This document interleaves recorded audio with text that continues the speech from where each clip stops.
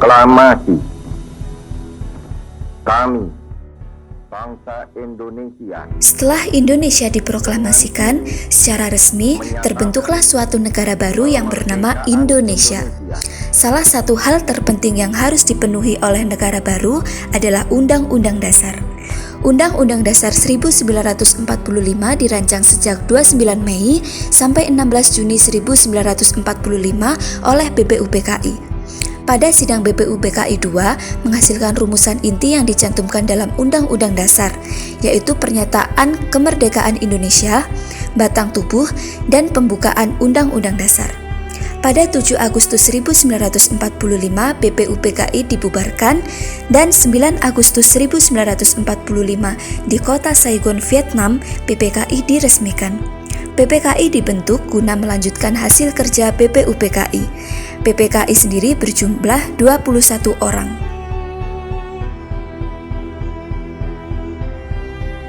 Pada tanggal 18 Agustus 1945, PPKI melakukan sidang untuk membahas, mengambil keputusan, kemudian mengesahkan Undang-Undang Dasar. Rapat pertama diadakan di Pejambon yang sekarang dikenal sebagai Gedung Pancasila. Namun sebelum secara resmi rapat itu dilaksanakan, berkembang isu yang sangat krusial yang terkait dengan bunyi sila pertama dalam Pancasila, yaitu ketuhanan dengan kewajiban menjalankan syariat Islam bagi pemeluk-pemeluknya. Sedangkan rakyat Indonesia Timur yang umumnya beragama Kristen, Protestan, dan Katolik merasa keberatan dengan rumusan itu. Salah satu tokohnya adalah Johannes Latu Harhari. Tentu hal ini menjadi perhatian serius bagi Muhammad Hatta. Beliau dalam hatinya menegaskan Indonesia harus tetap bersatu. Tanggal 18 Agustus 1945, pagi-pagi sebelum sidang PPKI dimulai, Bung Hatta menemui tokoh-tokoh Islam yang cukup berpengaruh seperti Ki Bagus Hadikusumo, Wahid Hasyim, Kasman Singodimedjo, dan Tengku Hasan. Bung Hatta dengan kedudukannya yang cukup berpengaruh berhasil meyakinkan para tokoh Islam itu. Mereka sepakat daripada harus terjadi perpecahan, maka rela mengganti bunyi sila pertama Pancasila. Dengan usulan Ki Bagus Hadikusumo, semua sepakat bahwa rumusan sila pertama Pancasila diganti menjadi ketuhanan yang Maha Esa.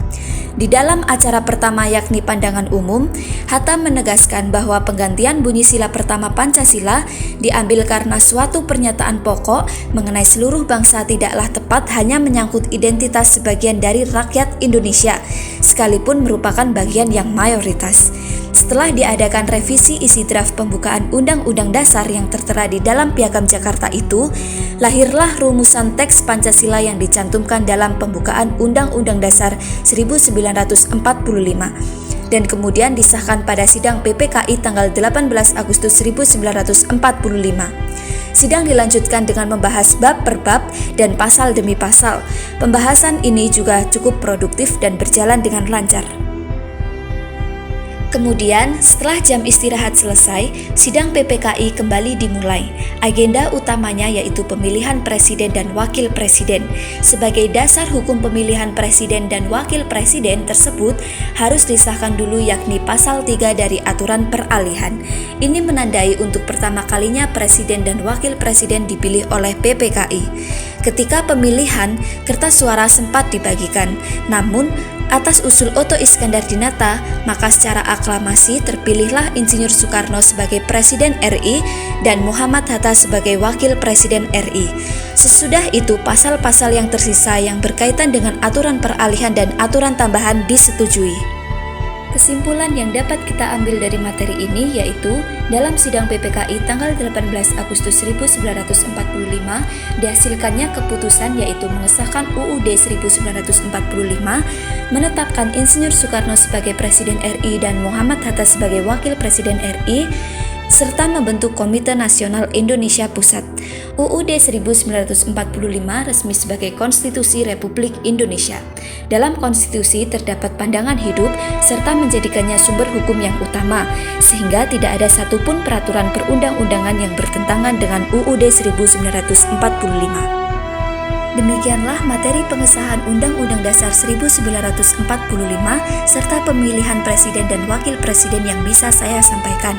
Mohon maaf apabila ada kesalahan kata. Terima kasih dan sampai jumpa di lain kesempatan.